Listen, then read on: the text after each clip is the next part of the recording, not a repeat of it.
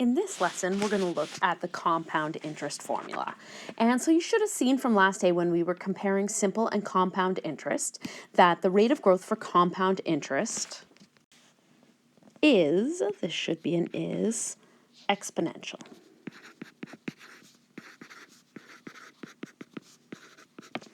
Okay, so that means that the formula actually is really similar to our general formula for exponential growth and decay. You'll recall from the last unit where A is our initial value, B is our growth factor, and our variables are X and Y, right? X being maybe time, Y being the amount. So the compound interest formula is actually really the same. They just use different letters that are known to the world.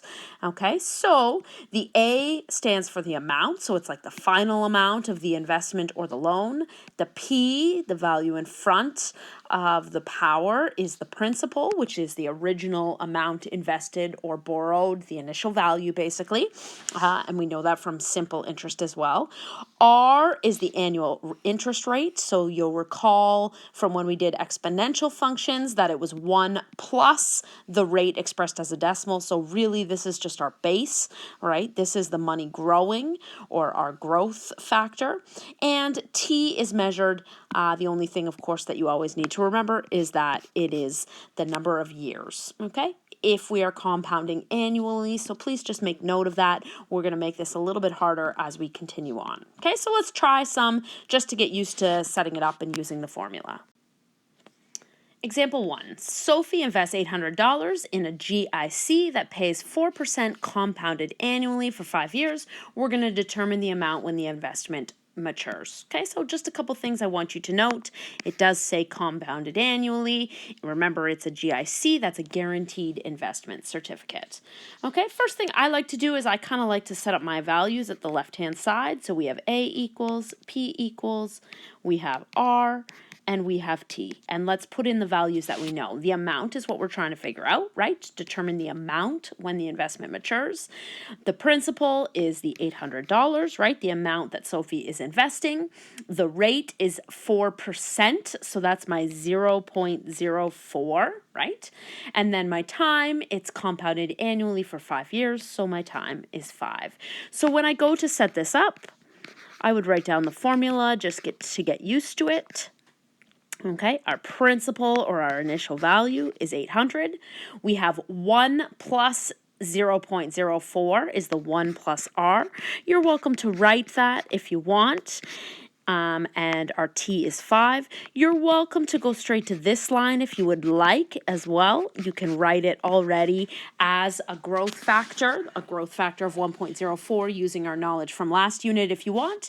And then you simply are going to pick up your calculator and punch it in. Okay, so now remember from before, we always do our exponents first. So I'm going to punch in 1.04 to the exponent of 5. I hit equals on my calculator, and I have a number like 1.2166. 5, etc. So I leave that in my calculator, and then I just sort of work backwards here and I multiply by 800. Okay, so try that on your own calculator. Make sure you can get it. On my calculator, I have 973. And don't forget, we're talking about money, so you need to round to the nearest cent, which is 2 decimal places. And so I have 32 cents. Okay, so the amount that Sophie will have at the end is $973.32. Okay, we do need to get used to writing therefore statements in cases where it's complicated or asking you questions. Otherwise, just make sure you put dollar signs at the end. Okay, there's one more here for you. I would encourage you as much as you can to try to pause the video, see if you can set it up by yourself, and see if you can do any of the solving by yourself. So again, try really hard to do as much as you can by yourself. First thing we're going to do is our setup. So Julius invested $1,250 at 5 3/4. That's 5.75%, compounded annually for 8 years. Note the question here: how much interest does his investment earn? So one thing that you need to note about this formula is that A is the amount, and so in order to find the amount of interest, you first have to find A.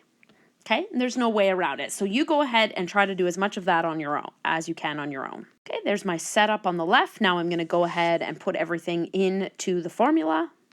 Okay, so again, this is the steps that I need you to show. You're welcome to do the 1 plus the r in your head. And when I punch that all into my calculator, I get $1,955. And when I round correctly, I have 3 cents. Okay, so hopefully it makes sense to you to figure out how I would find the interest. Okay, so if this is our amount, then we're going to find our interest by taking the amount minus the original amount invested or the principal. So in this case, I'm going to take $1,955.03. Originally, I invested $1,250.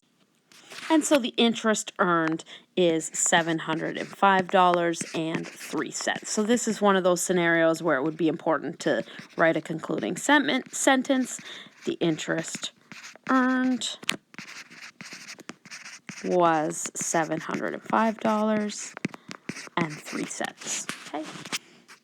Okay, so now we're going to make things just a little bit harder because interest is not actually compounded annually the majority of the time, which would mean once per year. You actually want interest to be calculated as much as possible. So interest, remember from before, can be calculated annually, which means 1 time a year. We can do semi-annually, which means twice a year. We can do quarterly, which means 4 times a year. We can do monthly, which means 12 times a year. Bi-weekly is 26 times a year, weekly is 56 times a year, and daily is 365 times a year. So the formula, a couple things change a little bit when we do have different compounding periods.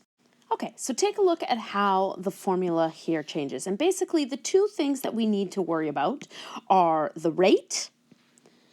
Okay, the rate actually is you take your decimal, but it actually just has to be divided by the number of compounding periods per year. So that's where that becomes important. It's this idea of n, the number of compounding periods per year. Okay, and same thing goes for the time. Okay, the time in years just needs to be multiplied by the number of compounding periods. So let me show you what I mean.